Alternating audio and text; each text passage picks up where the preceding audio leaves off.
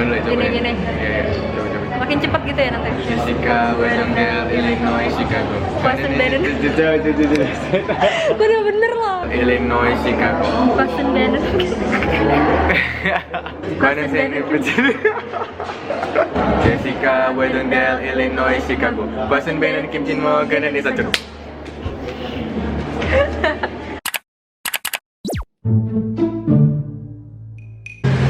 Sekarang lagi hujan, tapi rintik-rintik sih, nggak deras banget. Gue lagi nungguin Dodi. Jadi gue janjian sama Dodi untuk ketemuan. Terus dia bilang, Kak, tar pas gue datang record ya buat konten. Astaga Tuhan. Terus hujan. Terus dia lebih lama datangnya. Hai.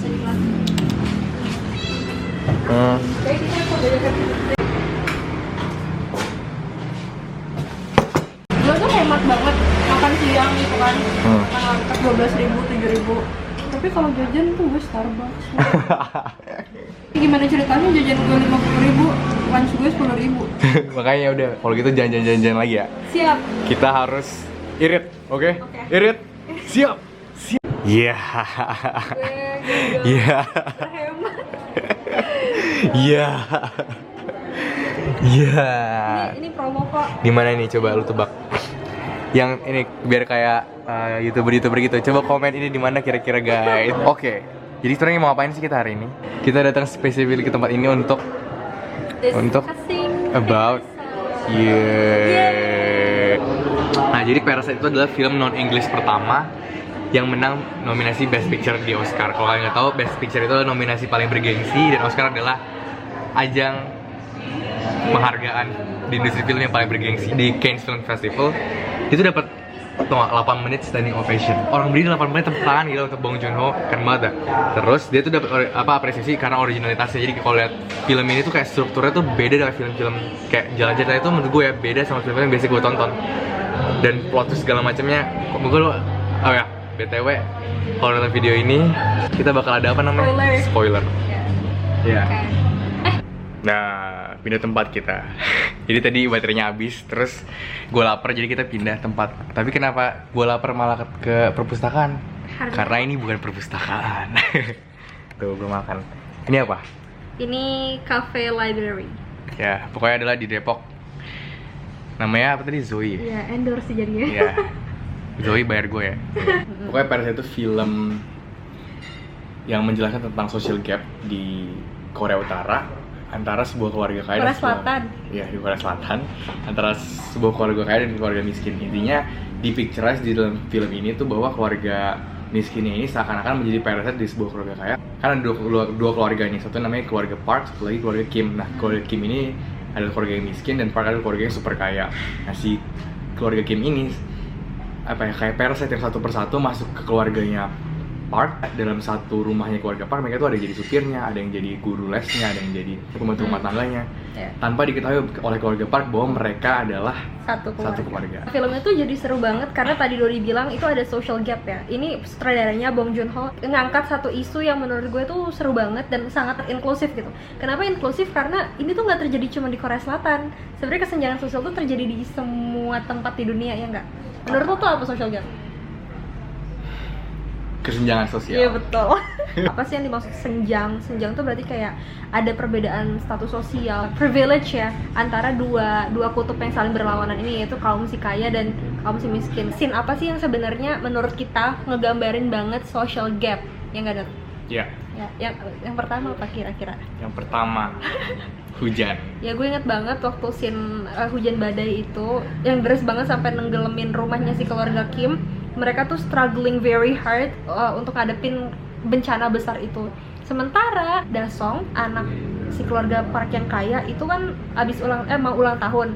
Terus dia minta kemah, tapi karena hujan akhirnya ya udah keluarga itu balik lagi aja ke rumah, happy nyantai di sofa gitu. Di hari yang sama, di exact same moment, di saat si Dasong lagi main-mainan di dalam tenda seru-seruan gitu, ada ratusan mungkin ribuan orang Korea yang lagi kehilangan harta bendanya. Oke, tadi scene badai ya, hujan badai yang katastrofik banget. Aduh, Iti sini Ti. Sini Iti masuk ke. Halo teman-teman, kenalin ini Iti. Deketin kamera biar lihat mukanya. Ini Iti. Dah. Kita lanjut ya. Jadi sebenarnya kalau kalian dilihat di filmnya tuh Parasite ada dua gitu. Solo si Kim dan juga si Moon Gwang the housekeeper sama Gense. Ya si suaminya yang tinggal di basement itu. Karena ada kesenjangan sosial, orang-orang tuh malah justru terfokus sama ya gimana caranya biar bisa naik tangga gitu. Tapi mereka nggak kalau mereka tuh dieksploitasi gitu. Dan justru malah it leads to mereka punya solidarity yang kurang. Mereka bekerja keras untuk menyingkirkan satu sama lain supaya mereka bisa naik tangga gitu. Tapi kenapa sih lack of solidarity jadi bahaya gitu? Menurut lo kenapa, Dot? Kalau menurutku kalau nggak ada solidarity satu sama lain, kayak kapan gimana mereka mau apa ya berubah gitu broke the ya? system. Kalau kalian pernah belajar sosiologi waktu SMA atau SMP, ada nama istilahnya kemiskinan struktural. Bong Joon itu cuma foto keadaan di masyarakat, cuma kayak digambarkan bahwa ya udah masyarakat seperti ini. Dan kalau kalian bisa lihat, yang monsternya bukanlah keluarga Park atau keluarga Kim, permasalahannya adalah di struktur. Jadi struktur itu gimana ya? Jadi kondisi perekonomian suatu negara yang kalau bisa kita kapitalisme ya. Sebenarnya bukan berarti kita against kapitalisme ya, kita kayak cuman ya udah mencoba ala-ala aja. Jadi sistem kapitalisme itu kan berarti membuat si kaya makin kaya tapi si miskin makin miskin gitu. Padahal sebenarnya ada hak-hak orang miskin yang bisa aja mereka tuh underpaid gitu loh. Kejadian-kejadian kayak gitu tuh sebenarnya salah sistem. Kita nggak bisa nyalahin si keluarga Park apa keluarga Kim, tapi itu udah kesalahan gimana sistem di sosial berjalan. Menurut gue yang harus kita lakukan adalah ya udah kayak karena kita we're living in a capitalist society, ya kita harus being thoughtful about people yang under our class. Kayak menurut gua harus ada apa yang namanya konsiderasi dari setiap keputusan yang diambil oleh orang-orang di atas terhadap orang-orang di bawah gitu. Begitupun juga dengan orang di bawah dan orang di bawah lainnya. Jadi kayak semuanya itu harus saling memikirkan satu dan lain menurut gua. Tapi lagi-lagi ini asumsi kita ya, maksudnya ini gimana kita sebagai audiens menginterpretasikan, memaknai filmnya Bong Joon-ho. Kita nggak nelpon Bong Joon-ho kayak ini apa. Jadi kita belum nyinggung mobilitas sosial itu apa. Kalau kalian belajar sosiologi di SMA kalian harus tahu. Anak-anak IPA. Gue IPA. Gue IPA ya. IPS bros. No. Ya, pokoknya kalau mobilitas sosial itu gimana? Kan tadi kan ada kelas sosial kan, ada kaum menengah ke bawah atau menengah ke atas.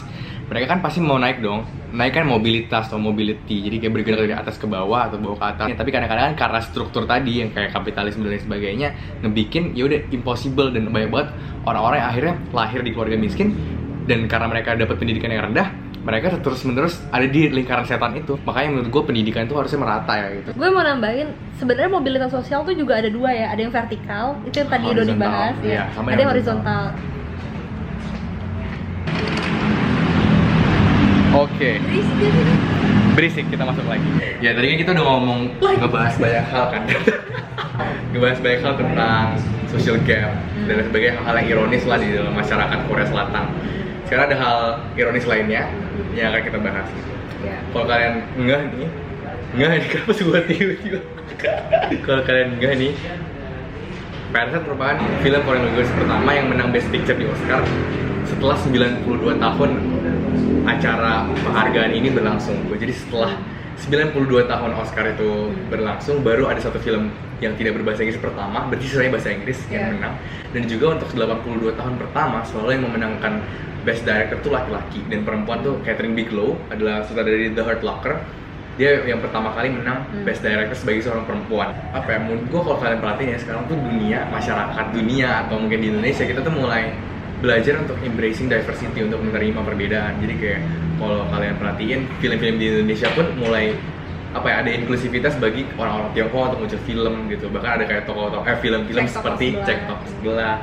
Kalau kalian juga perhatiin tentang gimana Obama bisa jadi presiden sebagai seorang kulit hitam yang dulunya padahal kulit hitam itu adalah budak di Amerika Serikat, people of color dan lain sebagainya. Kita bisa melihat kalau ya udah orang tuh makin menghargai perbedaan gitu sih.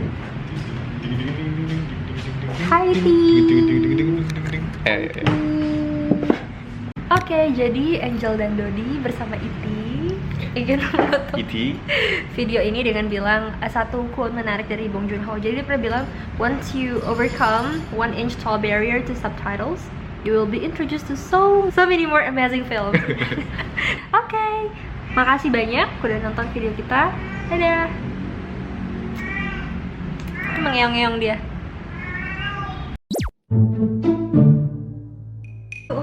Oke, jadi sebelum kita memulai, kayak jelek banget aku.